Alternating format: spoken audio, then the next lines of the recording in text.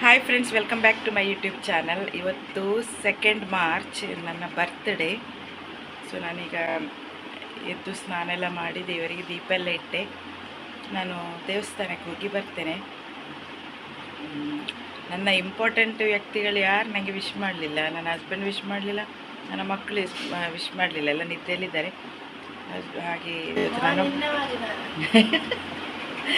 ನಿನ್ನೆ ಅಡ್ವಾನ್ಸ್ ಆಗಿ ನನ್ನ ದೊಡ್ಡ ಮಗಳು ವಿಶ್ ಮಾಡಿದ್ದಾಳೆ.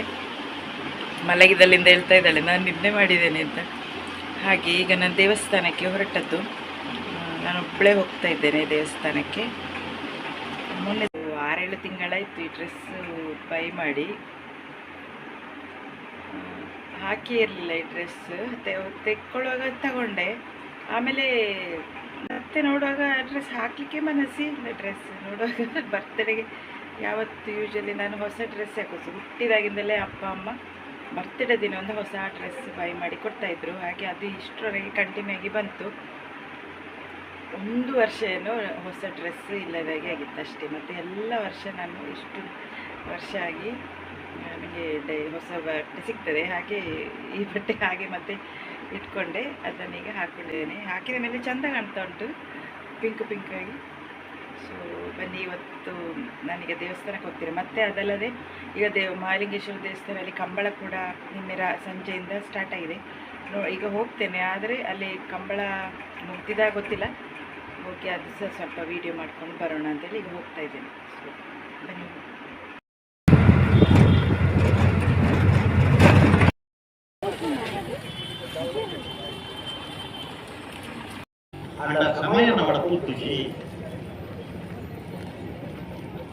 ಮೂಡುಬಿದ್ರೆ ಒಂದು ಬಿಟ್ಟು ಏರಿ ಮಾಡುವುದಕ್ಕೆ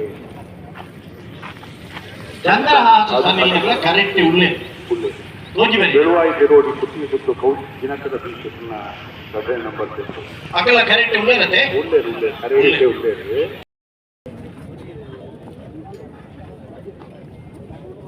ಹಲೋ ತುಂಬುತ್ತೀರ ಕೊಡಪ್ಪನ ಪುಟ್ಲೆ ಇಂಥವ್ರು ಎಷ್ಟು ಕೈಗಾರಿಕೆ ಮಾಡ್ತಾರೆ. ನಾನು ಹೆಚ್ಚಾಗಿ ಕಾನೂನು ಕೊಂಡುಕೊಳ್ಳ ಮೂರು ಸುತ್ತು ಅಪರಾಧಿಕೆ ನಾವು ಕೆಲವು ಕಾನೂನು ಕೊಂಡು ಬರೋದು.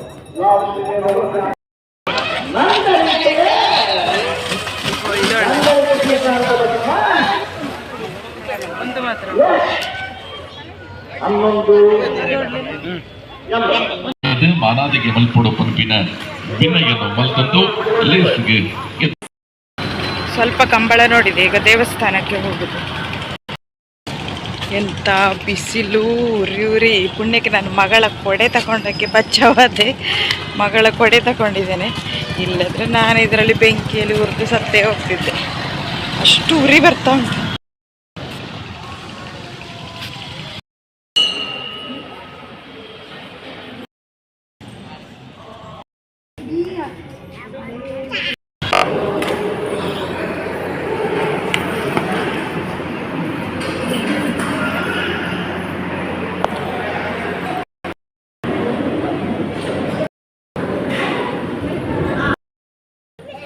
ದೇವಸ್ಥಾನದಲ್ಲಿ ಊಟ ಆಯಿತು ದೇವಸ್ಥಾನದಲ್ಲಿ. ಹಾಗೆ ನನ್ನ ಬರ್ತ್ಡೇ ಅರ್ಧ ದಿನ ದೇವಸ್ಥಾನದಲ್ಲಿ ಕಳೆಯಿತು. ಈಗ ನೆಕ್ಸ್ಟ್ ಕಂಬಳ ಆಗ್ತಾ ಇದೆ ಅಲ್ಲ, ಅಲ್ಲಿ ಸಂತೆ ಎಲ್ಲ ತೋರಿಸ್ತೇನೆ.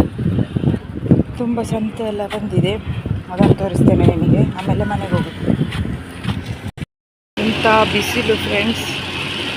ಏಪ್ರಿಲ್ ಮೇಯಲ್ಲಿ ರಜೆಯಲ್ಲೆಲ್ಲ ಎಲ್ಲರೂ ಹೇಗೆ ತಿರುಗಾಡ್ಲಿಕ್ಕೆ ಹೋಗ್ತಿರೋ ಗೊತ್ತಿಲ್ಲ, ಅಷ್ಟು ಬಿಸಿಲು. ಊರಿ ಅಂದರೆ ಬೇರೆ ಕಾಪಾಡಬೇಕು ನಮ್ಮನ್ನು. ಕಾಲ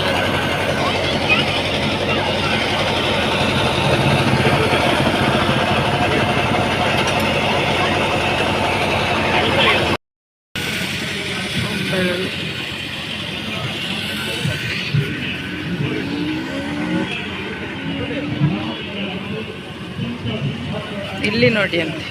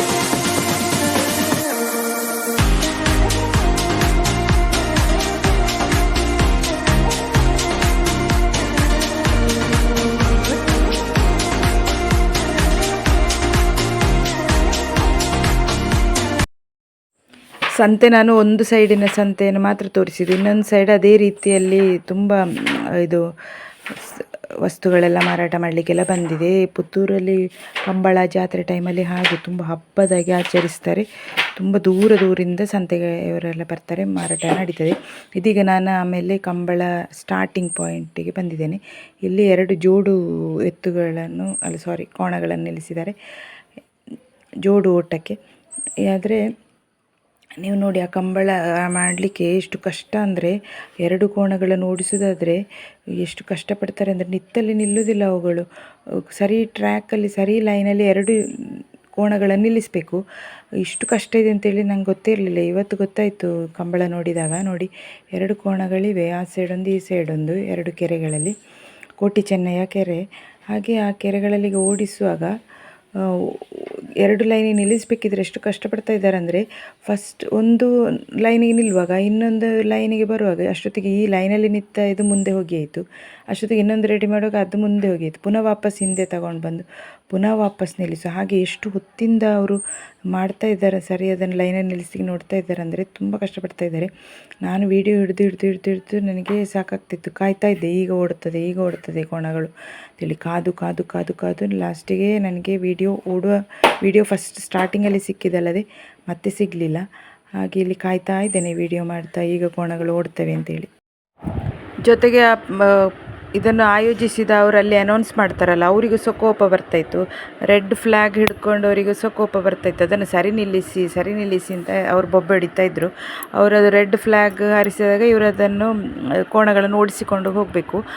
ಆದರೆ ರೆಡ್ ಫ್ಲ್ಯಾಗಿನವರು ಕರೆಕ್ಟಾಗಿ ನಿಲ್ಲಿಸಿ ಇನ್ನೇನು ಹಾರಿಸ್ತಾರೆ ಅಂತ ಆಗುವಾಗ ಒಂದು ಜೋಡಿ ಮುಂದೆ ಹೋಗಿರ್ತದೆ, ಪುನಃ ವಾಪಸ್ಸು ಅದನ್ನು ಹಿಂದೆ ತರೋದು. ಇದೇ ಆಯಿತು ಕೆಲಸ.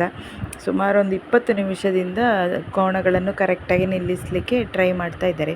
ಒಂದು ಸಿಂಗಲ್ ಜೋಡಿ ಓಡೋದಾದರೆ ಪರವಾಗಿಲ್ಲ, ಸಿಂಗಲ್ ಸೀದಾ ಒಂದು ಲೈನಲ್ಲಿ ನಿಲ್ಲಿಸಿ ಅದು ಓಡಿಸ್ಬೋದು.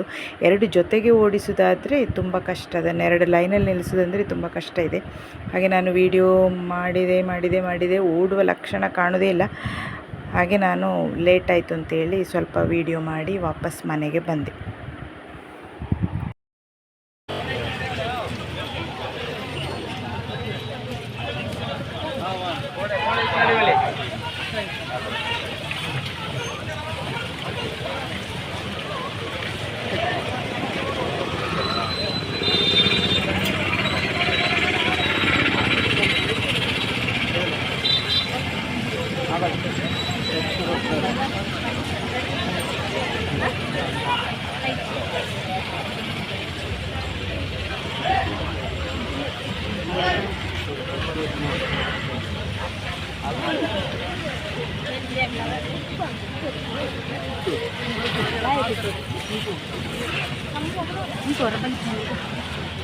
ನಾನು ಬಂದೆ, ನನಗೆ ಅಲ್ಲಿ ನಿಂತು ಸಾಕಾಯಿತು, ಮೊಬೈಲ್ ಹಿಡಿದು ಸಾಕಾಯಿತು.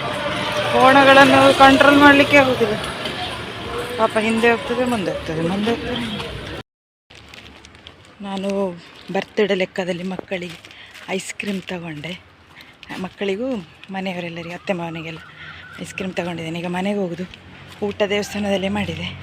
ಮನೆಯಲ್ಲಿ ಚಿಕನ್ ಕರಿ ಆದ ಕಾರಣ ದೇವಸ್ಥಾನಕ್ಕೆ ಹೋದ ಕಾರಣ ಬೇಡ ವೆಜ್ ತಿನ್ನುವ ಅಂತೇಳಿ ಅಲ್ಲೇ ಊಟ ಮಾಡಿ ಬಂದೆ.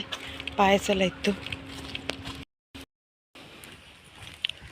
ಕಂಬಳದ ಕೋಣಗಳು ಓಡ್ತದೆ ಅಂತೇಳಿ ಮೊಬೈಲನ್ನು ಹಿಡಿದು ಸಾಕಾಯಿತು. ಏನಾದರೂ ಅವುಗಳನ್ನು ಹಿಡಿಲಿಕ್ಕೆ ಆಗೋದಿಲ್ಲ, ಒಂದು ಲೆವೆಲಲ್ಲಿ ನಿಲ್ಲಿಸಲಿಕ್ಕೆ ಆಗೋದಿಲ್ಲ ಕೋಣಗಳನ್ನು. ಎಲ್ಲ ಓಡಲಿಕ್ಕೆ ನೋಡ್ತವೆ ಅವುಗಳು, ಅಷ್ಟು ಸುಲಭ ಅಲ್ಲ ಕಂಬಳ ಅಂತ ಹೇಳಿದರೆ. ಆ ಕೋಣಗಳನ್ನೆಲ್ಲ ಕಂಟ್ರೋಲ್ ಮಾಡಿ ಇಟ್ಕೊಳ್ಳೋದು. ನನಗೆ ಸಾಕಾಯ್ತು. ಮತ್ತು ಮಕ್ಕಳೆಲ್ಲ ಊಟಕ್ಕೆ ಕಾಯ್ತಾರೆ ಅಂತೇಳಿ ಸೀದಾ ಬೇಗ ಬಂದೆ. ಓಕೆ ಫ್ರೆಂಡ್ಸ್, ಇವತ್ತಿನ ಎಂತ ಅಂದರೆ ಬೆಳಗ್ಗೆ ಎದ್ದೆ ಸ್ನಾನ ಮಾಡಿದೆ, ಸ್ನಾನ ಮಾಡಿ ಬ್ರೇಕ್ಫಾಸ್ಟ್ ಎಲ್ಲ ಮಾಡಿ ದೇವಸ್ಥಾನಕ್ಕೆ ಹೋಗಿ ಅಲ್ಲಿ ದೇವ್ರ ಹತ್ರ ಪ್ರೇಯರ್ ಮಾಡಿ, ಅಲ್ಲಿ ಕಂಬಳ ಇತ್ತು, ಕಂಬಳ ಎಲ್ಲ ನೋಡಿ ಆಮೇಲೆ ಊಟ ಮಾಡಿ ಸ್ವಲ್ಪ ವೀಡಿಯೋಸ್ ಎಲ್ಲ ಮಾಡಿ ಮಕ್ಕಳಿಗೆ ಮತ್ತು ಅತ್ತೆ ಮಾವನವರಿಗೆಲ್ಲ ಐಸ್ ಕ್ರೀಮ್ ತಗೊಂಡು ಮನೆಗೆ ಬಂದಾಗ ಲೈವ್ ಟೈಮ್ ಆಯಿತು, ಲೈವ್ ಎಲ್ಲ ಮಾಡಿದೆ. ಇನ್ನು ನಾನು ವಿಡಿಯೋ ಎಂಡ್ ಮಾಡ್ತೇನೆ. ಓಕೆ, ಇದು ನನ್ನ ಇವತ್ತಿನ ಬರ್ತ್ಡೇ ದಿನ ಈ ರೀತಿ ಹೋಯಿತು. ಲಾಸ್ಟಿಗೆ ಲೈವ್ ಮಾಡೋ ಟೈಮಲ್ಲಿ ನನ್ನ ಹಸ್ಬೆಂಡ್ ಕಾಲ್ ಮಾಡಿದರು. ಅದೇ ನನ್ನ ಮಗಳಿಗೆ ಫೋನ್ ಮಾಡಿ ಹೇಳಿದ್ದೀವಿ, ಇವತ್ತು ಎಂಥ ದಿನ ಗೊತ್ತಾ, ಇವತ್ತು ಅಮ್ಮನ ಬರ್ತ್ಡೇ, ನೀವು ವಿಶ್ ಮಾಡಲಿ. ಆಗ ಅವ್ರಿಗೆ ಹೌದಾ ಅಂತೇಳಿ ಮತ್ತೆ ವಿಶ್ ಮಾಡಿದರು. ಹಾಗೆ ಕಾಲ್ ಬಂತು. ಅವ್ರು ಬ್ಯುಸಿ ಇದ್ದಾರೆ, ಹಾಗೆ ಮರ್ತೋಗಿದ್ದಾರೆ, ಪರವಾಗಿಲ್ಲ. ಓಕೆ, ಇವತ್ತಿನ ನನ್ನ ದಿನವನ್ನು ನಾನೊಬ್ಬಳೇ ಎಂಜಾಯ್ ಮಾಡಿದೆ, ನನ್ನ ಬರ್ತ್ಡೇಯನ್ನು. ಹಾಗೆ ಇವತ್ತಿಲ್ಲಿ ವಿಡಿಯೋ ಎಂಡ್ ಮಾಡ್ತೇನೆ. ಇನ್ನು ನೆಕ್ಸ್ಟ್ ವಿಡಿಯೋದಲ್ಲಿ ಕಾಣುವ. ಟಾಟಾ, ಬಾಯ್ ಬಾಯ್. ಮತ್ತು ಯಾರೆಲ್ಲ ನನ್ನ ಬರ್ತ್ಡೇಗೆ ವಿಶ್ ಮಾಡಿದ್ದೀರೋ ಎಲ್ಲರಿಗೆ ತುಂಬ ಥ್ಯಾಂಕ್ಸ್.